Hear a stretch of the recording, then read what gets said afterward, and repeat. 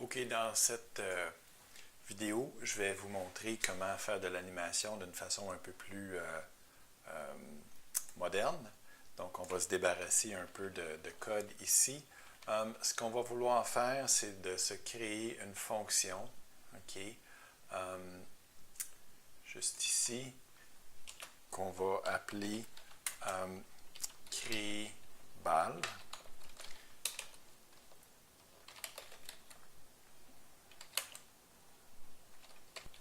Ok, donc cette fonction créer balle, on va venir installer,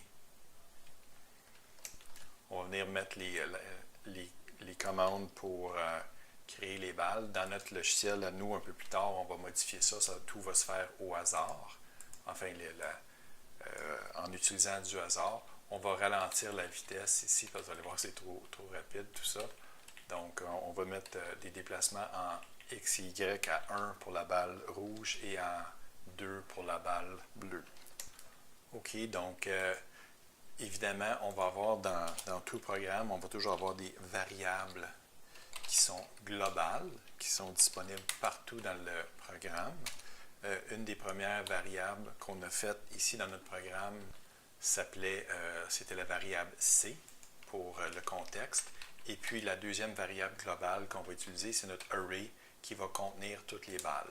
Donc, dans le fond, la fonction créer balle ici va avoir la fonction de créer les balles de notre système. Pour l'instant, on en fait juste deux, une rouge et une bleue, mais on verra qu'un peu plus tard, ça va pouvoir être déterminé par l'utilisateur qui va choisir le nombre de balles qui seront créées.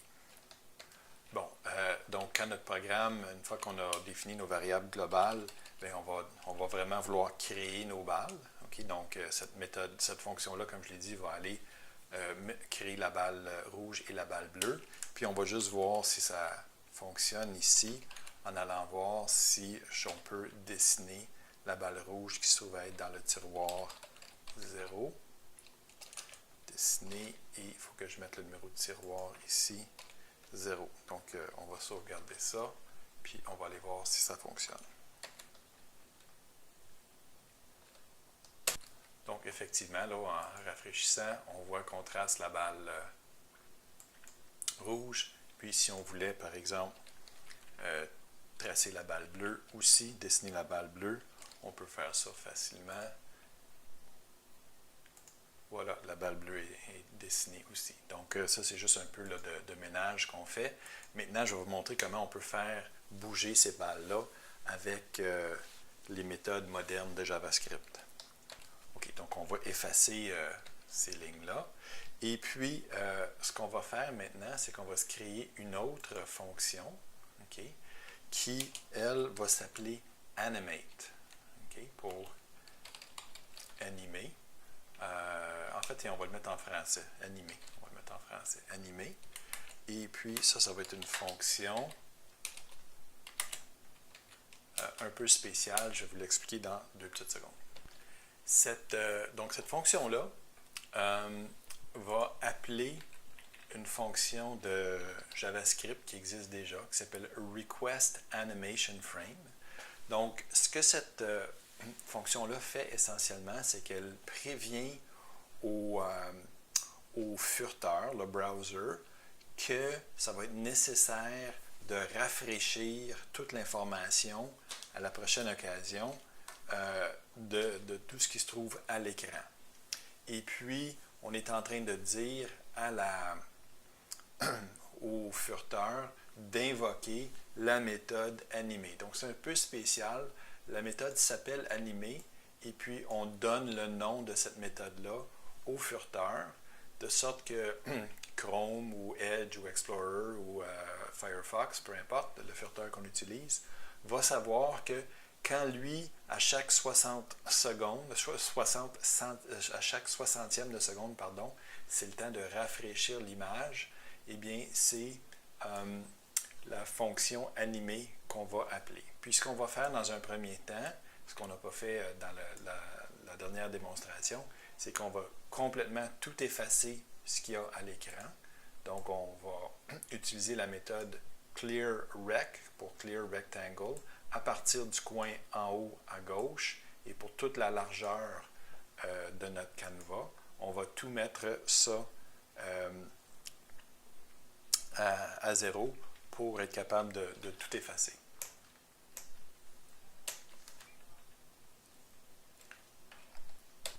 OK, donc ici, j'ai oublié de mettre des petites parenthèses. OK, donc la constante animée, c'est une fonction qui informe le furteur qu'on est en train de faire de l'animation et que la fonction qui va faire l'animation s'appelle animée. On commence par tout effacer, ça c'est toujours un must. Okay? Et ensuite, qu'est-ce qu'on veut faire? Bien, supposons qu'on décide de travailler pour l'instant avec la balle 0. Okay? Donc la balle 0, on va commencer dans un premier temps, on va la déplacer. Et puis ensuite, la balle 0, qui était la balle rouge, si ma mémoire est bonne, on va la dessiner. Okay? Donc, ça, c'est notre fonction animée. Puis, il faut évidemment, parce que si on fait ça présentement, il ne se passera rien. Là. Okay? Il ne se passera rien. Mais la raison pour laquelle il n'y a rien qui se passe, c'est que dans notre programme, dans la partie principale de notre programme, une fois qu'on a créé les balles, bien après ça, il faut appeler la fonction animée. Donc, notre programme fait quoi? Notre programme commence ici, dans la partie principale à la ligne 15. On envoie le message Pong à la console. On va chercher l'information du canevas dans notre fichier HTML. On définit la largeur et la hauteur de notre canevas. On définit des variables globales ici pour pouvoir dessiner sur notre canevas, pour pouvoir se créer des balles. On crée nos balles pour le vrai et on les anime. En fait, on anime une présentement, on va aller voir ce qui se passe et on voit que c'est quand même assez satisfaisant. On voit notre balle qui se déplace. Donc, ce qu'on va faire, c'est qu'on va aller changer un peu le rayon de cette balle-là. On va la mettre un peu plus grosse, tiens, on va la mettre à 40. Et puis, on peut voir ce qui se passe. Donc, ça devient une balle plus grande qui se déplace. Tiens, ça c'est peut-être un peu gros, on va la mettre à 30. Puis, on va la faire aller un peu plus vite en X qu'en Y. Donc, ici, à chaque fois qu'on fait une nouvelle animation, on va déplacer la balle de 2 pixels dans la direction des X et de 1 seul pixel dans la direction des Y. Donc, on voit que la balle va un peu plus vite dans la direction des X que dans la direction des Y. Ici, ça c'est un peu triste parce que la balle disparaît. On va vouloir la faire rebondir un peu plus tard. Bon, maintenant, on va vouloir que toutes les balles qu'on définit ici, peu importe la quantité, se déplacent et se dessinent. Donc, voici comment je propose procéder. On va utiliser une boucle for. Okay? Donc, on va avoir une variable i qui va commencer, qui va parcourir tous nos tiroirs. Donc, notre premier tiroir, c'est 0. Notre dernier tiroir, on sait qu'il va être égal à la longueur de notre array, moins 1. C'est-à-dire qu'on peut mettre un plus petit, juste un plus petit, par exemple, comme ça. Excusez, pas besoin de mettre moins 1, excusez. Donc, ici, on sait que dans notre cas présent, on a, tiens, je vais rajouter une balle juste pour que ce soit plus intéressant. Donc, on va changer son point de départ ici. On va le mettre un peu plus bas. Puis, on va le mettre à 400. On va tout mettre cette balle-là va être une balle moyenne. C'est une balle, tiens, qui va commencer dans l'autre direction. Et puis, on va avoir une autre vitesse ici de 2. Et puis, on va lui donner une couleur. Tiens, on va mettre ça, tiens, jaune. On va pas arriver avec le jaune encore. Donc, on a 3 balles. OK? Donc, on a 3 balles. Et puis, on sait qu'on va commencer dans le tiroir 0. Et ensuite, on va augmenter notre variable i de 1. Donc, on va faire 0, 1, 2. Et puis, on va s'arrêter à 2 parce que 2 va être plus petit que la longueur de balles ici, du nombre de balles que nous avons.